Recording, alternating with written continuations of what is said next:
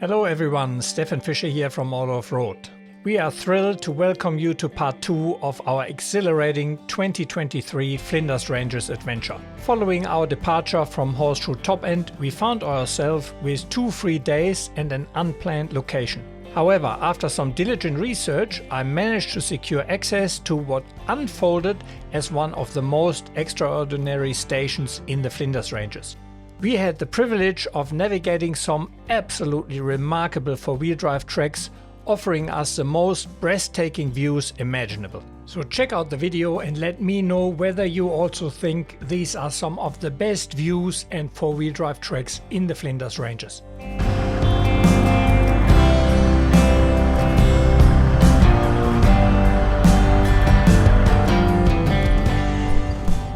Yeah, we're at Merna Mora station now for 2 nights. They seem to have 3 drives, and yeah, looks quite nice here. Seems like the camping is in the riverbed, and look at that view. It's probably hard to see here on the camera, tiny, but that's Flinders Ranges. That's where we are gonna be driving tomorrow. As we arrived in the afternoon, we quickly set up camp and geared up to tackle the first track. According to the station owner, the Wowee track is one of the more challenging tracks on the property.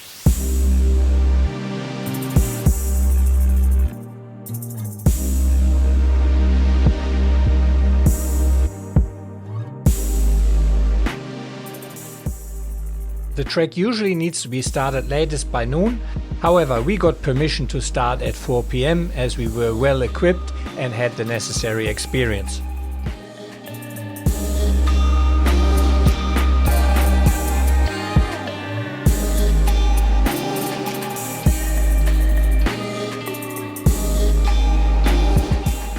Winding its way through the Bunbinyunna Ranges, the path throws up steep, rocky and loose ascents and descents.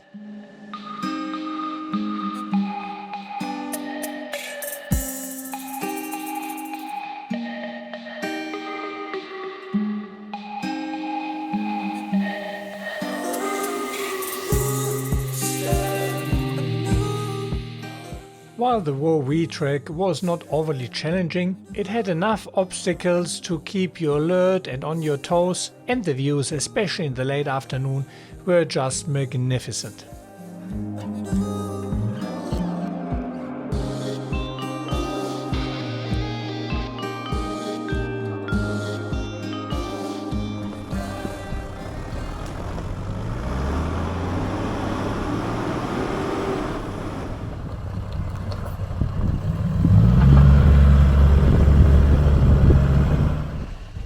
In this section of the track, it is helpful to have a good approach and departure angle.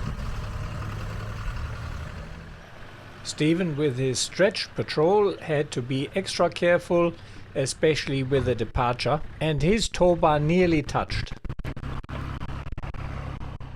Sorry for the quick interruption, but I would like to express gratitude to a few companies who have generously supported me with assistance with fuel and gear for testing during this expedition. These companies have provided these resources unconditionally, requesting nothing in return except for an honest assessment of the products.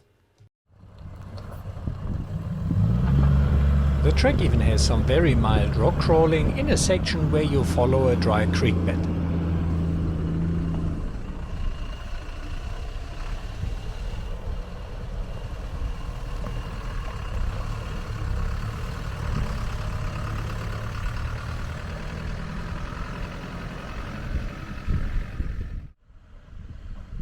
In our vehicles there wasn't much to fret about, however in a stock IFS vehicle you certainly would have to watch where you place your wheels. In case you wonder, we all 3 actually run a little bit higher tire pressure than we should, because we weren't really expecting a drive like this, but just a short afternoon drive.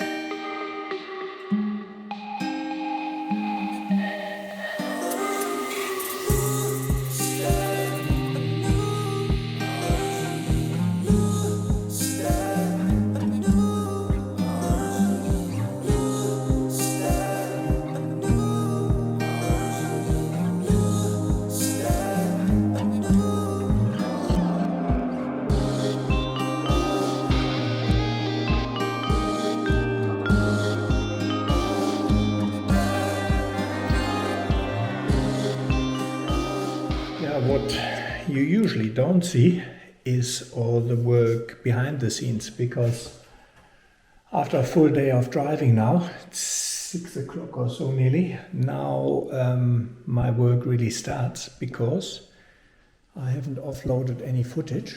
So now all this happens. That's another few hours of work now. And days like this are exactly what this is for. Oh, good morning. Another beautiful morning in the Flinders, mind you. It's a bit clouds there in the back. I don't know whether you can see that. Well, good night's sleep. And today we're doing the Bunbinyunna trek and also the heritage tour. So looking forward to that. Let's see what the day brings.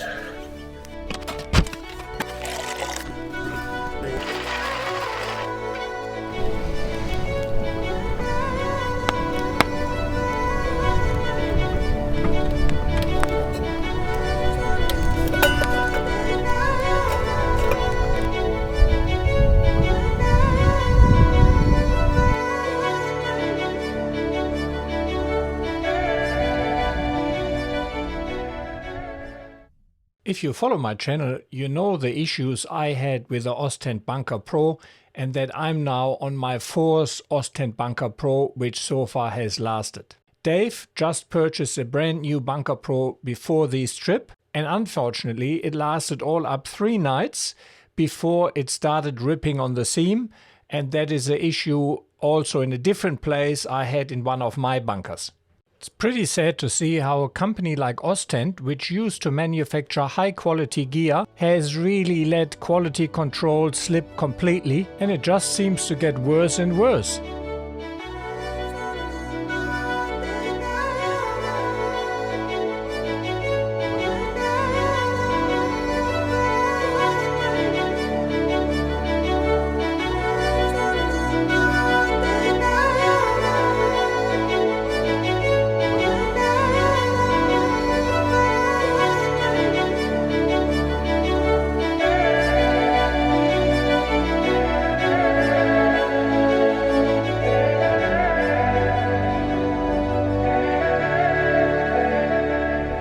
Springs, certainly you see it, very green and lush here, but I mean that shows it in a bigger way, but how you can find water in riverbeds, because that certainly has been man-made here to provide water for the sheep on the station. And you see how deep that is. You know, roughly probably a meter, a bit over a meter, and you have water. This seems to be the site of the Gleason mansion. Unfortunately, I don't have any further details, but it seems to have been quite a substantial building. Close to this location was also supposedly the Chinese garden, where the Chinese grew vegetables, possibly supplying produce to the mining towns of Bunbinyunna and the likes.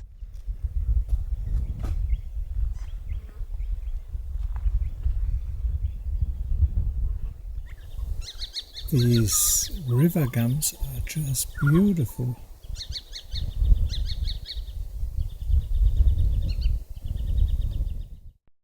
The construction workers of the Garn line pioneered a unique method for producing their own cement, needed for bridges and culverts. They sourced dolomite rock from the surrounding area and created kilns where the rock was layered on top of a heap of wood. Upon setting the structure alight, they would continue to fire the rock until it disintegrated into a powdery form. As this powder was raked out from the bottom of the kiln, it transformed into a concrete residue. Evidently, this homemade cement must have been of considerable quality, as many of the bridge abutments and culverts constructed using it are still standing today, a testament to the innovation and enduring nature of their work. Yeah, it looks like we're driving now through the cutting which the old Garn left. This part of the heritage trail was all fairly close to the Merna Mora station and on the western side of the highway. Now we made our way to the eastern side of the highway, where we get closer to the Bunbinyunna Ranges and the Wilpena Pound.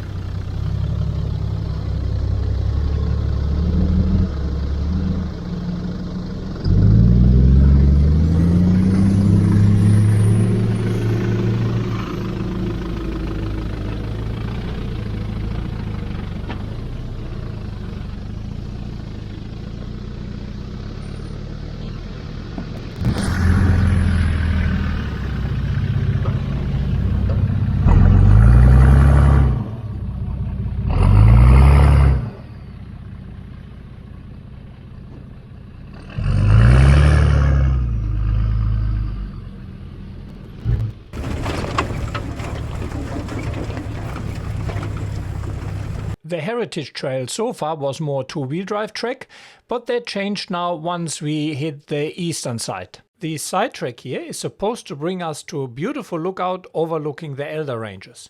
It is classed as four-wheel drive only.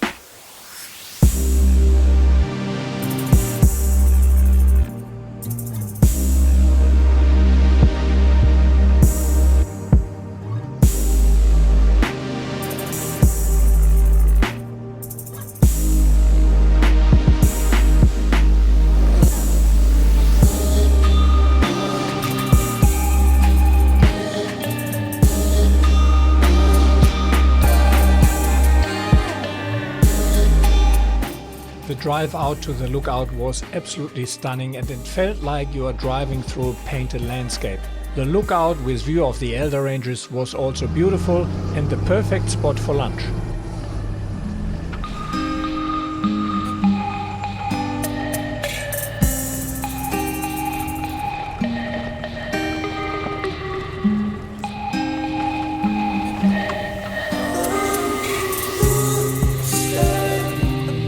To be honest, the heritage track itself is not overly challenging, but what is really dangerous is these absolutely stunning and magnificent scenery, and it's just very hard to actually concentrate on that track because you have these incredible views in front of you. This would be one of the tracks with the most stunning views I've ever driven.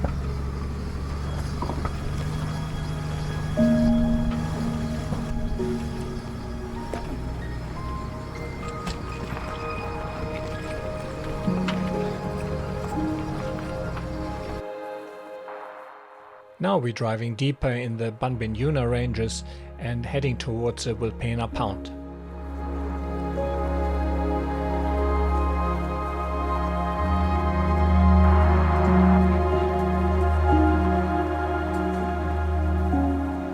Yeah, we're trying to find the access to the other track because I don't think people usually do them together. Yeah, I think we found it. So between 16 and 19 supposedly we have a challenging track, and then 24 we have a very steep descent. See how that goes. Mind you, so far nothing crazy, but enough to keep you interested, so definitely not a boring drive. In different setup vehicles you would have had more of a challenge, that's for sure, and the views and the vista and background, hard to beat. Yeah, Merna Mora really has delivered, and the beauty is that was not even on the cards. That was just an ad hoc, decision to give them a call because one other station didn't work out.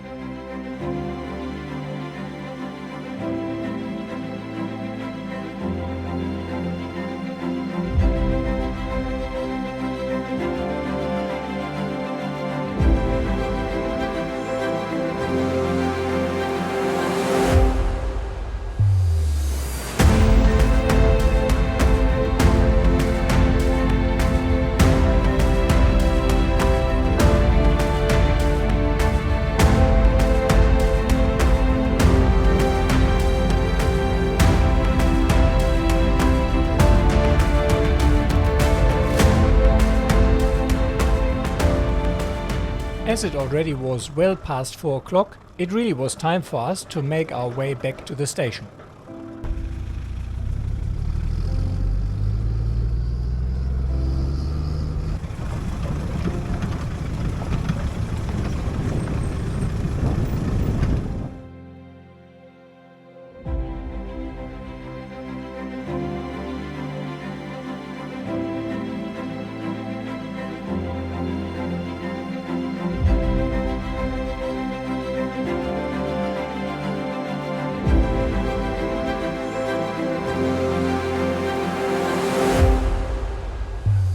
O'clock in the morning, sun just starts to go up over the Flinders. Yeah, awesome 3 days so far, very good. Quite surprised how good that station here is and how good the treks were. And yeah, went to bed fairly early. Now we're making our way towards Molulu. So Dave, what happened with your sleeping bag? Well, I bought a new Denali, and as you can see in the label here, it says comfort -12. Yes. No way in hell. I would say comfort to 2. That's about it. And if you have a look at the filling, 350 gram, I think synthetic, from my experience, you probably need around 600 to 700 to be anywhere close to minus, you know? I was very dubious when I bought it. Yeah. I felt the weight of it. I thought, not I likely. mean, you rely on But what they tell I you. thought I'll know? give it a go. Yeah. You never know. But yeah, definitely not. Definitely not. So, and even big here, altitude -12. So Yep. just keep that in mind if you choose your sleeping bags. But you have a second one with you. You're good, huh? Yeah. Yeah. I figured Yeah, it wasn't yeah. really what it was meant to be. It was time to air up and get ready for a highway drive. In our upcoming episode, we will once again embark on a journey to the Molulu station, traversing through the breathtaking Brachina Gorge and Gap. Along the way, Stephen will share his unique technique on how to catch an emu. We'll undertake the 20-kilometer trek to Blindman's Pool, where I'll brave a dip in the icy waters. We are also set to spend a night at the picturesque Alpana station and tackle the reputedly demanding Mount Samuel four-wheel drive trek. So don't miss out. Please ensure you are subscribed and the notifications are enabled so you are promptly alerted when this thrilling new episode is released. So guys, thanks for watching. I hope you enjoyed the video. Please keep in mind this is a self-funded channel, so I would greatly appreciate if you could help me out by sharing, liking and subscribing. And if you can, please consider head over to Patreon or buy me a coffee. And with the equivalent of a cup of coffee or 2 per month, you can really help me making these videos. Thanks a lot for watching and see you along the treks.